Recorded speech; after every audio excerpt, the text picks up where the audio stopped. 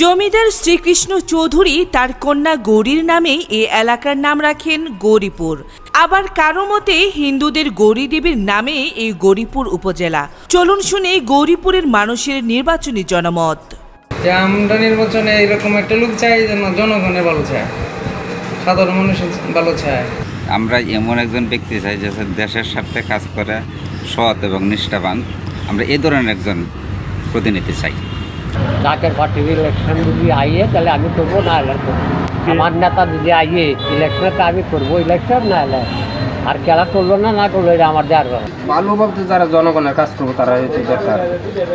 আমরা বলতে এখানে তো অনেক প্রার্থী আছে, এত প্রার্থীর কথা তো পাওয়া যাবে না। মনে করেন আমরা চাই শুধু এটা যে ভালো করবে দেশের জন্য তার কথাই বলি। প্রয়োজন রাস্তাঘাট, আমরা তো এখানে আর অন্য ইন্ডাস্ট্রিজ নাই, মিল ফ্যাক্টরি কিছু নাই। রাস্তাঘাটগুলো বা স্কুল মাদ্রাসা এইগুলো আমরা চাই হইলেই তো ভালো হয়।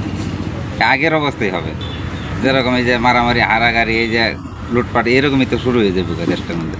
এমনই তো যেরকম চলতেছে, মানুষে বলতেছে যে ইন্ডিয়া এই ডাকাতি, এখান দেয়া এই চাঁদাবাজি, এই ধরনের বিভিন্ন শোনা যাইতেছে। প্রশাসনের পুরো ভূমিকা থাকার দরকার। প্রশাসনের এটা প্রশাসনে যাতে মেনটেন করে আর নির্বাচনটা সুন্দর পরিবেশ, আইন শৃঙ্খলা বাহিনী যদি আমাদেরকে সুষ্ঠু নির্বাচনের মাধ্যমে হয়তো আমরা নির্বাচনে যাই বুঝতে পারবো না, এলে তো প্রয়োজন নেই। প্রত্যেকটা কেন্দ্রে কেন্দ্রে যদি আইনের লোক থাকে তাহলে মনে হয় সুষ্ঠু হবে। গত নির্বাচনে যেরকম দেখছি এরকম হলে তো আসলে যাওয়া যাবে না। নতুন করে কিছু যদি হয় তাহলে যাবো ইনশাল্লাহ। ভালো ভূমিকা থাকতে হবে এবং ভালো উদ্যোগ থাকতে হবে যে সুষ্ঠু নির্বাচন হওয়ার জন্য তাদের কঠোর পরিশ্রম করতে হবে। বিগত সরকার যেভাবে এই নির্বাচিত হয়েছে, এইভাবে নির্বাচন করলে তো দেখা যায় পূর্বটাই রয়ে গেল। ঠিক আছে, এখন কিছু মডিফাই করে করতে হবে।